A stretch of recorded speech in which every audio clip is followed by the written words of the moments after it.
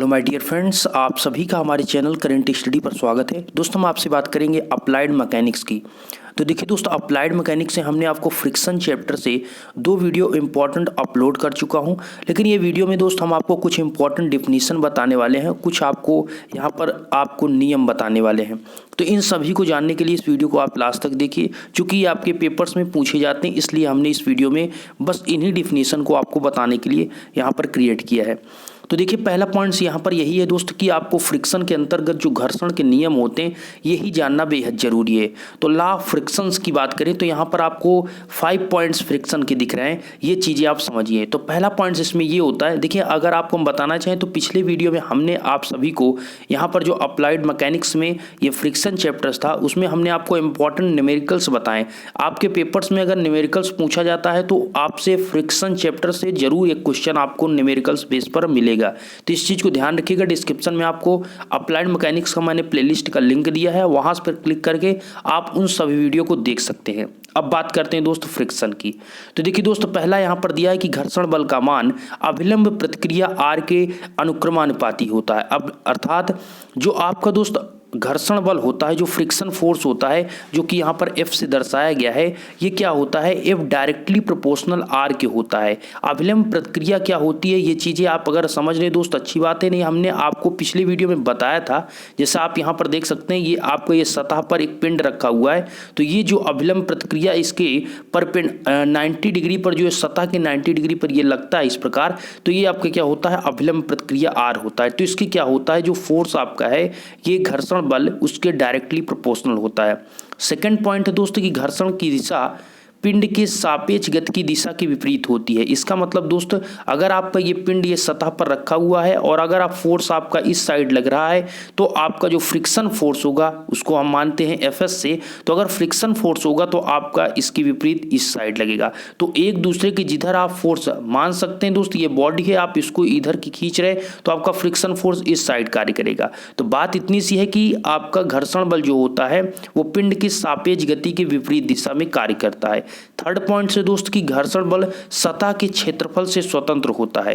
अर्थात आपका जो ये बॉडी रखा गया है दोस्त, इसके सतह पर उसका कोई क्षेत्रफल पर कोई फर्क नहीं पड़ता है। अगर यहाँ पर आपका देखिए फ्रिक्शन फोर्स का इसके स्पेस, जैसा कि हमने आपको बताया, कोई बॉडी अगर आपकी रखा हुआ है दोस्त, कोई सतह पर रखी हुई है तो उसके क्षेत्रफल पर निर्भर नहीं करता है, एरिया पे। ओके, ये सभी पॉइंट समझते चलिएगा। फोर्थ पॉइंट है दोस्त कि आपका घर्षण बल का मान सदैव उसकी रफनेस, यहाँ पर आप समझिएगा रुक्षता मतलब निर्भर करता है। उसका मतलब दोस्त क्या हुआ कि वह कितना रफली है। आप देखेंगे कोई अगर आप लकड़ी का गुटका लीजिए तो वहाँ पर आप देखेंगे तो कितना रफली होता है। तो अगर आप किसी मेज पर या किसी सतह पर अगर उसको करते हैं और यहाँ पर अगर वो रफली है तो वो नहीं चलता है। तो वही चीज़ कहा गया, वहाँ पर खुरदुरापन एक प्रकार का कह सकते हैं, तो ये उस पर निर्भर करता है। तो ज़्यादा खुरदुरा होगा दोस्तों तो उस पर फ्रिक्शन ज़्यादा होगा। ये चीज़ें यहाँ पर जैसा आप समझ सकते हैं, जो टायर होता है तो टायर में आप देखेंगे, एक टायर आपका जब नया टायर होता है तो उसमें आपके बहुत आसानी के साथ आप जैसे ब्रेक का यूज करते हैं तो वहाँ पर आपकी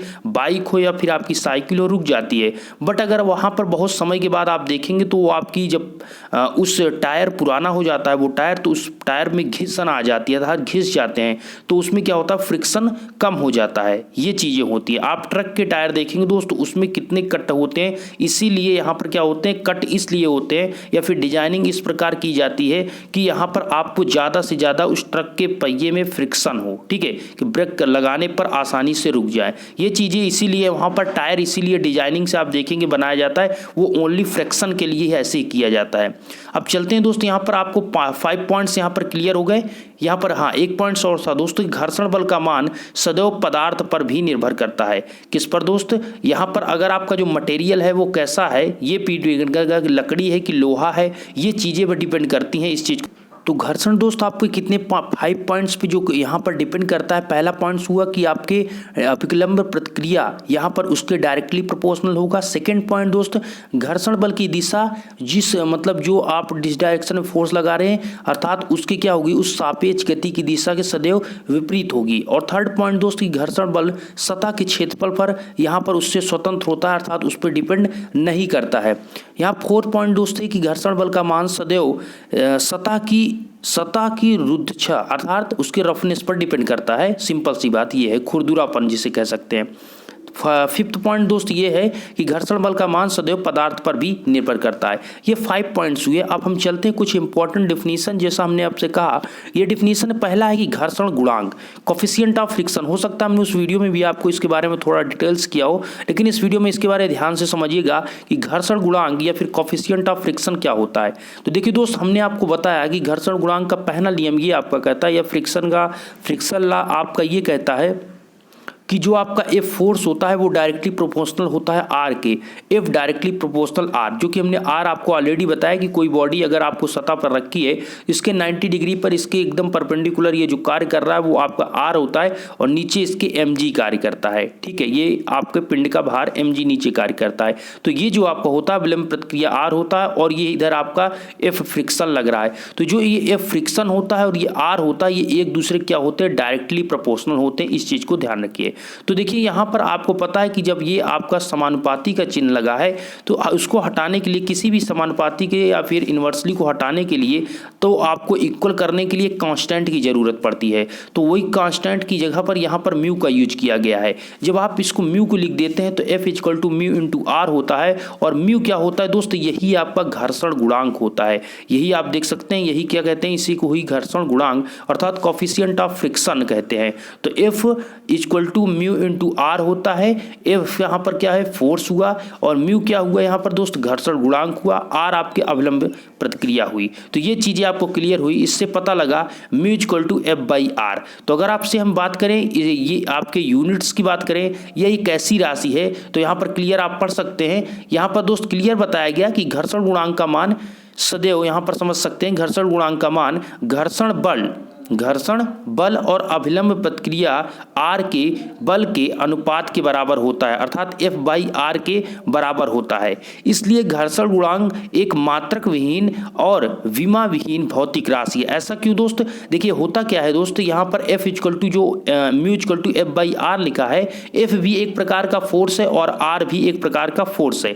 तो ये जब दोनों फोर्स हैं, तो यहाँ पर जो भी फोर्स की यूनिट्स होगी, नीचे मतलब मान सकते हैं दोस्त ऊपर न्यूटन है और नीचे भी आपका न्यूटन है, तो दोनों कैंसिल हो जाते हैं। तो बात इतनी सी है, जब दोनों फोर्स की यूनिट तो सेम ही होगी, तो एक प्रकार दोनों फोर्स है तो दोनों की यूनिट्स कट जाएगी, तो यहाँ पर आपकी क्या होगी, कोई यूनिट्स नहीं बचेगी, अर्थात एक यह विमाहीन भौतिक राशि होती है। कौन दोस्त, आपका कोफिशिएंट ऑफ फ्रिक्शन अर्थात घर्षण गुणांक। तो आपका दोनों फोर्स हैं, आर बराबर mg होता है और एफ बराबर तो आपका एफ ही है, दोनों आपके कैंसिल, एफ बराबर आप m इंटू ए लिख सकते हैं। ठीक है, ये चीजें आपको यहाँ पर क्लियर हुई। अब चलते हैं आपको नेक्स्ट पॉइंट की ओर चलते हैं दोस्तों।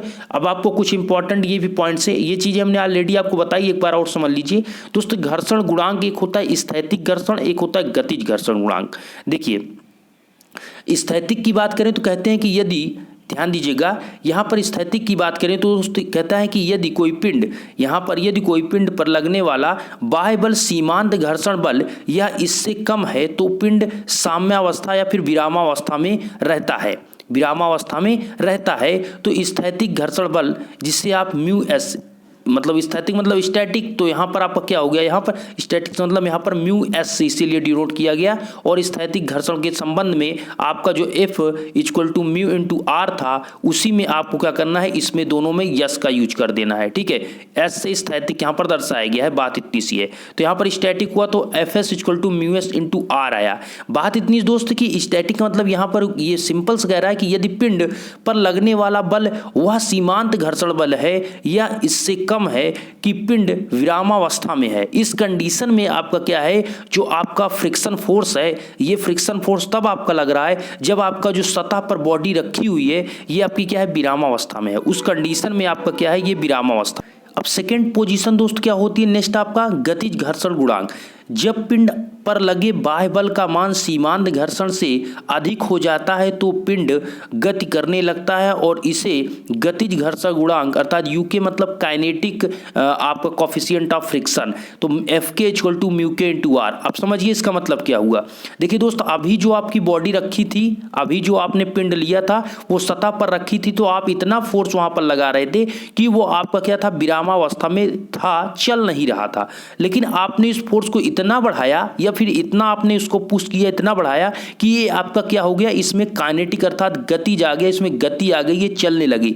तो अगर चलते समय आपका जो बॉडी रखी है, अगर चलते समय जो आपका फोर्स उसमें लग रहा है, वो चल रही है बॉडी, उस समय जो फोर्स करेगा वो आपका जो फोर्स होगा घर्षण, वो आपका गतिज घर्षण गुणांक होगा।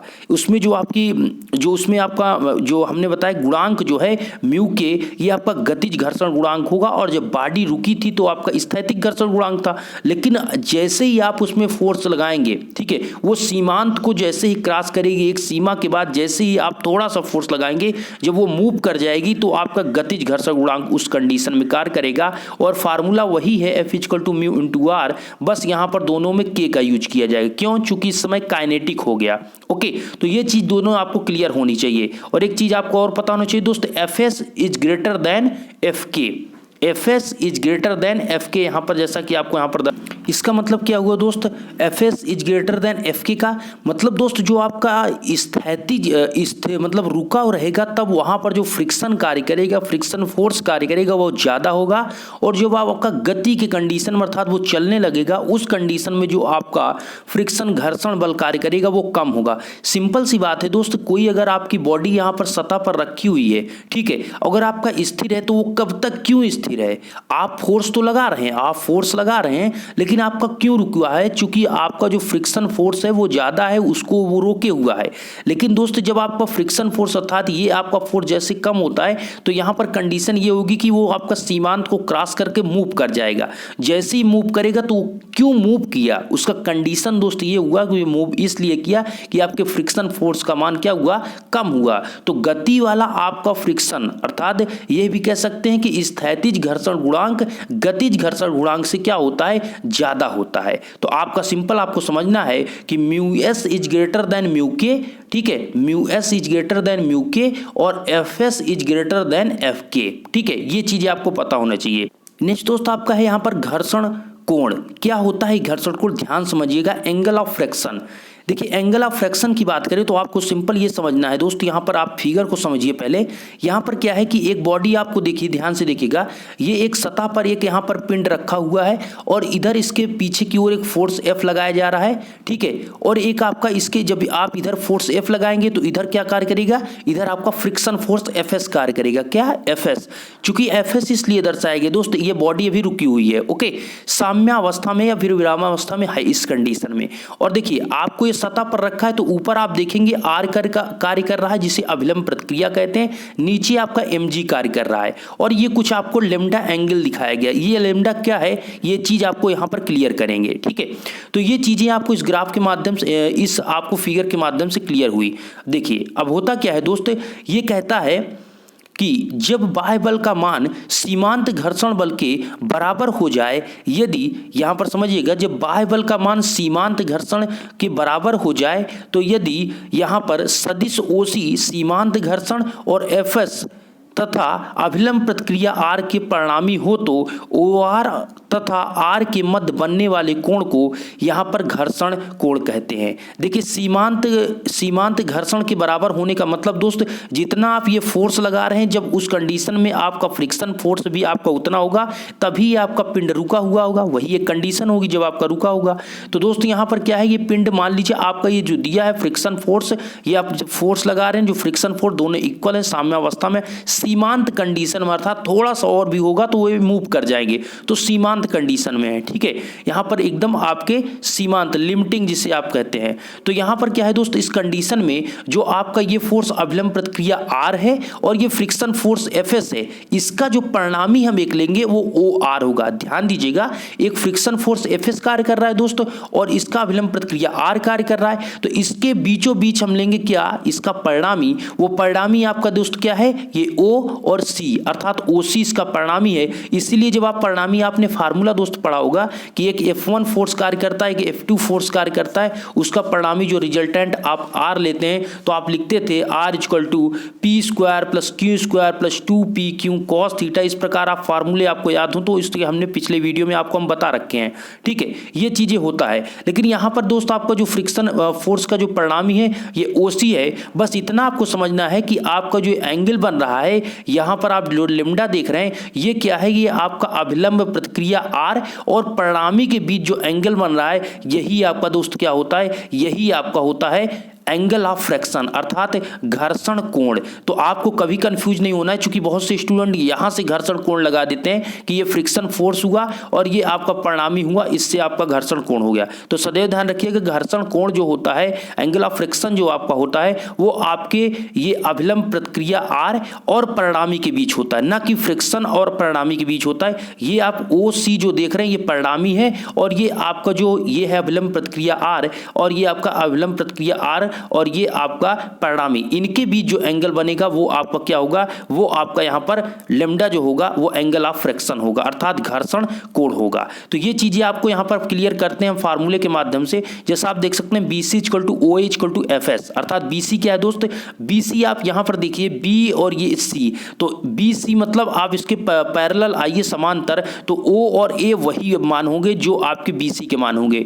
तो OA के मान कितने दोस्त, यहाँ से यहाँ तो दूरी जो आपको दर्शाया गया फोर्स वो FS के मान है, तो FS के पैरेलल ये BC होगा, इसलिए BC OA equal to FS दोनों बराबर होंगे। सेम उसी प्रकार अब आपको हम यहाँ पर त्रिभुज OBC में ले चलते हैं, तो त्रिभुज O ये हुआ, B ये हुआ और C हुआ, ठीक है। तो त्रिभुज OBC ये आपका है, इसमें हम देखते हैं दोस्त आप ध्यान दीजिए, त्रिभुज ABC में आप tan लैम्डा इक्वल टू अर्थात tan बराबर देखेंगे और tan बराबर होता है लंब बटे आधार। तो देखिए दोस्त tan लैम्डा इक्वल टू आप यहाँ पर ये एंगल लैम्डा है, यही आपको ध्यान देना है, tan लैम्डा है और tan लैम्डा इक्वल टू होता है लंब बटे आधार। आपको पता है कि एंगल के सामने वाली भुजा सदैव क्या होती है, लंब होती है। तो एंगल के सामने दोस्त अर्थात लैम्डा के सामने कौन सी भुजा है, BC, तो सबसे ऊपर आपका होगा BC लंब बटे आधार, तो लंब आपका हो गया BC और बेस आपका क्या हो गया OB। ध्यान दीजिए ओ बेस हो गया आपका OB, तो सिंपली आपका क्या हो गया BC अपान OB और BC की वैल्यू आपकी क्या है दोस्त, यहां पर देख सकते हैं FR है, क्या है FR, ये वैल्यू कितनी होगी दोस्त, OA के बराबर होगी अर्थात FS होगी, FS, ठीक है। तो सिंपली आपका यहां पर BC की जगह पर आपका FS हो गया और नीचे आपका OB की जगह पर कैपिटल R हो गया। OB दोस्त आप देख सकते हैं O से B आपका अवलंब प्रतिक्रिया R है, तो सिंपली आपका tan lambda equal to FS by R हो गया। और आपको हमने अभी जस्ट ऊपर बताया था, अभी FS इक्वल टू हमने बताया था म्यू S इंटू R, ये फार्मूला ऑलरेडी हमने आपको ऊपर बताया था, आप देख भी सकते हैं, ये चीजें हमने आपको यहाँ पर क्लियर की, FS equal to mu S into R।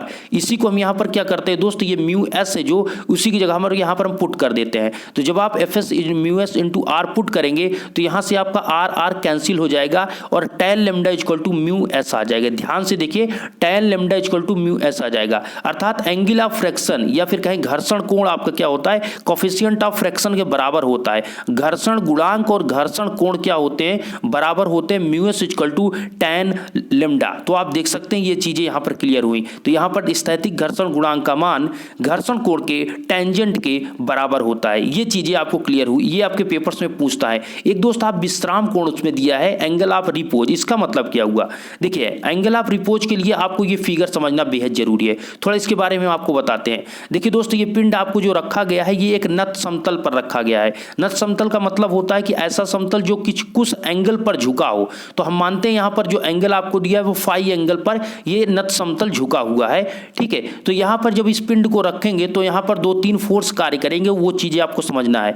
तो देखिए एक चीज तो आपका यहाँ पर कंफर्म कि अवलंब प्रतिक्रिया सदैव सतह के 90 डिग्री पर कार्य करता है, तो पहला आप उसी को दर्शा दीजिए कि यहाँ पर आपका जो 90 डिग्री पर कार्य कर रहा है उसी को दर्शाइए। तो पहला ये पॉइंट्स हो कि अवलंब प्रतिक्रिया R ये ऊपर की ओर कार्य कर रहा है, ठीक है, ये चीजें आपका क्लियर हुआ। अब देखिए जब आपका फोर्स दोस्त ये आपका जब नीचे की ओर मूव करने का मतलब क्या हुआ कि ये मूव करेगा तो यहाँ पर क्या होगा, FS कार्य करेगा अर्थात आपका दोस्त कोई बॉडी अगर सतह पर रखे तो कोई ना कोई इस पर फ्रिक्शन लग रहा है तभी वह रुका हुआ है। तो यहाँ पर फ्रिक्शन जो आपका इस प्रकार जब आगे की ओर आएगा तो फ्रिक्शन पीछे की ओर, चूंकि विपरीत सदैव कार्य करता है तो सिंपली ये FS पीछे की ओर कार्य करेगा। अब बात इतनी सी है, ध्यान से ये समझना है कि जो फाई एंगल है, ये फाई एंगल है, ये चीज यहाँ पर भी होगा।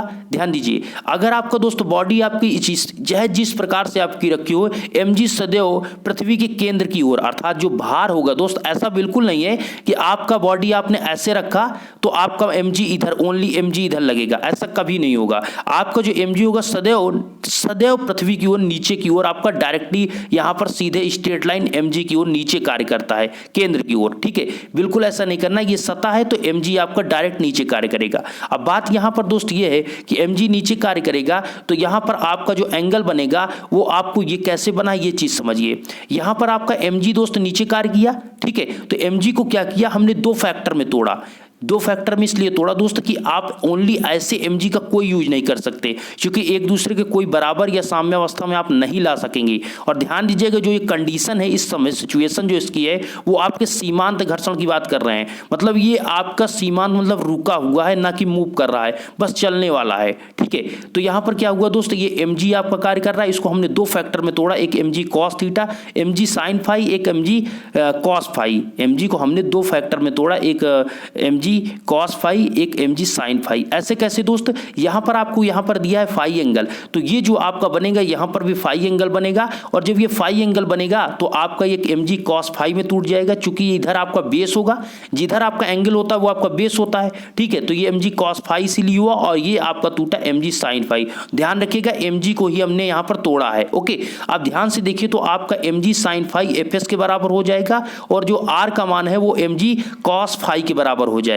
mg cos phi. अगर हम थ्योरी की बात करें तो कहते हैं दोस्त कि किसी नत सतह का क्षैतिज से बना वह न्यूनतम कोण जिस पर नत सतह पर रखा पिंड सरकने की प्रवृत्ति रखता है झुकाव कोण कहलाता है। अच्छा, आप यहां पर ध्यान से देखिएगा, यहाँ पर झुकाव कोण दोस्त मतलब यहाँ पर एंगल ऑफ रिपोज कहलाता है। कहने का मतलब यहाँ पर आपको देखिए विश्राम कोण इसे क्यों कहते हैं। बात ये है आपका क्या है दोस्त, इसका थ्योरी ये कहता है कि विश्रामावस्था में है ही इस कंडीशन है, इसलिए इसे विश्राम कहते हैं, विश्राम कोण कहते हैं। तो देखिए आपको हम थोड़ा थ्योरी बता देते हैं, बात इतनी सी है दोस्त। देखिए ये होता क्या है कि माना यहाँ पर जैसा कहा गया कि m द्रव्यमान का कोई पिंड नत सतह पर रखा है, जैसा कि हमने देखा है नत सतह पर रखा हुआ है, पिंड का जो भार है mg ऊर्ध्वाधर नीचे की ओर कार्य कर रहा है। mg जैसा हमने दिखाया mg नीचे की ओर कार्य कर रहा है, उसका एक फैक्टर अर्थात एक अवयव या एलिमेंट mg cos फाई नत सतह के लंबवत कार्य करता है, और उसकी सतह के अभिलंब प्रतिक्रिया r नत सतह के लंबवत यहां पर देख सकते हैं ऊपर की ओर कार्य करता है। एक आपका mg cos थीटा और दूसरा अवयव mg sin फाई पिंड के नीचे की ओर बल लगता है, अर्थात दोस्त ये आप देख रहे हैं ये क्या है, बल नीचे की ओर इसको मूव कराने के लिए लग रहा है। तो यहां पर जब घर्षण बल Fs पिंड को सरकने से रोकता है, जैसा कि हमने कहा कि जब ये मूव करेगा तो जो आपसे फ्रिक्शन लगेगा, तो फ्रिक्शन क्या करेगा, उसको रोकने का। तो यह होता क्या है दोस्त कि जब धीरे धीरे नत सतह का क्षैतिज से कोण बढ़ाया जाता है, नत सतह का क्षैतिज से कोण बढ़ाया जाता है तो फाई का मान बढ़ता है, इसलिए साइन फाई का मान बढ़ता है और mg साइन फाई का मान बढ़ता है धीरे धीरे। यहाँ पर आप समझेंगे क्योंकि घर्षण बल एक सेल्फ एडजस्टिंग फोर्स है, इसलिए Fs का मान भी बढ़ता है, परंतु नत सतह कि क्षैतिज से एक ऐसा कोण बनता है जब mg sin फाई का मान सीमांत घर्षण Fs के बराबर हो जाता है, और इस कंडीशन में इस समय पिंड के सरकने ही वाला होता है। इसका मतलब दोस्त क्या हुआ, इसका मतलब ये हुआ कि आपका जो mg sin फाई ये मूव करने के लिए फोर्स नीचे की ओर लगता है, लेकिन एक ऐसी कंडीशन आती है कि जो mg sin फाई Fs के बराबर हो जाता है, तो उस कंडीशन में क्या होता है, आपका रुक जाता है अर्थात विश्रामावस्था में आ जाता है। जो विश्रामावस्था में आ जाता है तो आपका जहां पर ये एंगल जो नत समतल का उस कंडीशन में, मतलब दोस्त सिंपल सा समझिए कि आपका कोई अगर आप कागज लेते हैं, आप कोई कागज लेते हैं, आपको इस प्रकार से उस पर कोई बॉडी छोटी सी रखते हैं और उसको आप उठाते जाते हैं, एक उसका एक इस साइड को उठाते जाते हैं और ये इसके बीच उठाते उठाते जाते हैं, तो आपका एक ऐसी कंडीशन आती है कि आपका बस वो सरकने ही वाला, तो उस कंडीशन में आप उस कागज को या उस पोजीशन पर उस कागज को रोक देते हैं। तो उस कंडीशन में जो आपका ये प्लेन वाला सतह वाला कागज है और ये आपका है, इसके बीच जो एंगल आपका बना यही आपका एंगल ऑफ रिपोज अर्थात झुकाव कोण कहलाता है। ओके, तो विश्रामावस्था में बस आपका चलने ही वाला हो, उस कंडीशन में बस आपका बस चलने ही वाला, अगर थोड़ा सा आप एंगल बढ़ाएंगे तो आपका तुरंत मूव कर जाएगा, तो बस वो आपका लिमिटिंग कह सकते हैं कि बस चलने ही वाला हो। ठीक है, सीमांत घर्षण की बात कर रहे हैं, तो उस कंडीशन में आपका, तो उस कंडीशन में आपका जो यहाँ पर फ्रिक्शन के लिए एंगल जो बनता है वो आपका झुकाव कोण कहलाता है। तो आशा करते हैं ये चीज आप बिल्कुल क्लियर समझ रहे रहे होंगे। तो अब आपको कंडीशन जैसे हमने बताया कि mg sin phi equal to fs, इसका मतलब दोस्त यहाँ पर जो mg sin phi है वो आपका fs के बराबर होगा, तब आपका इधर से देखिए इधर आपका बैलेंस हो जाएगा।